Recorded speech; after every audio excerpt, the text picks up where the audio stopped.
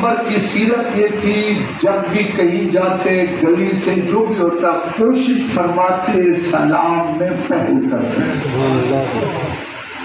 اب اگر افسر بیٹھا ہوا ہے اور یا گزر رہا ہے اور جونیئر آ رہا ہے، اگر افسر کے دل میں یہ خواہش ہو پہلے یہ سلام کرے، اس کا مطلب ہے اس کے نزدیک سیرت کے رسول زندہ نہیں ہے۔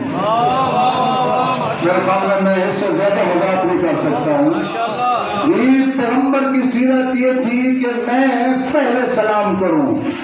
جی اگر کوئی سینئر جونیئر سے توقع رکھے کہ پہلے مجھے سلام کیا جائے، استاد اور ٹیچر توقع رکھے کہ جی پہلے اسٹوڈنٹ سلام کرے بعد میں سلام کرو، اگر میں نے پہلے سلام کر لیا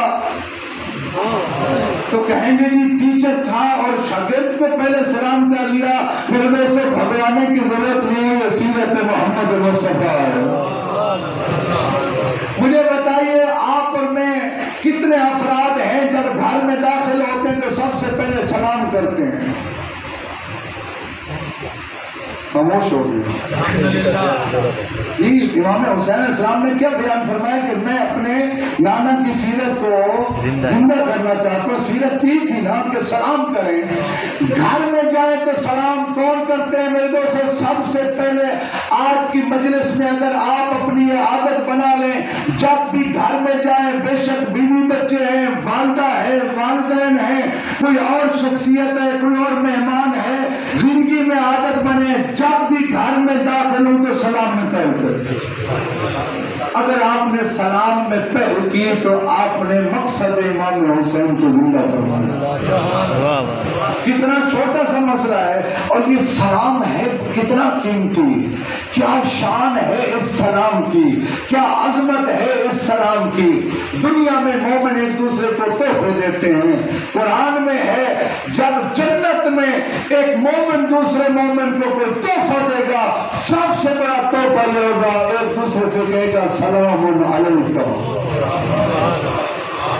یہ سلام اس کو عام کریں، سلام کو اہمیت دیں، گزر رہے کوئی بھی گزر رہے، جاننے والا یا نہیں جاننے والا، آپ سلام کریں، اگلا بندہ جواب دے یا نہ دے آپ سلام کریں۔ اس کی اتنی اہمیت ہے، اگر آپ اکیلے نماز پڑھ رہے ہیں، نماز شروع کر چکے ہیں، کہہ رہے ہیں الحمدللہ رب العالمین الرحمن الرحیم، رب کی نماز پڑھ رہے ہیں، نماز کے دوران کچھ بھی نہیں بول سکتے، اسی دوران کسی نے آ کر کہا السلام علیکم، رب فرماتے ہیں میرا ذکر فی الحال چھوڑ، اس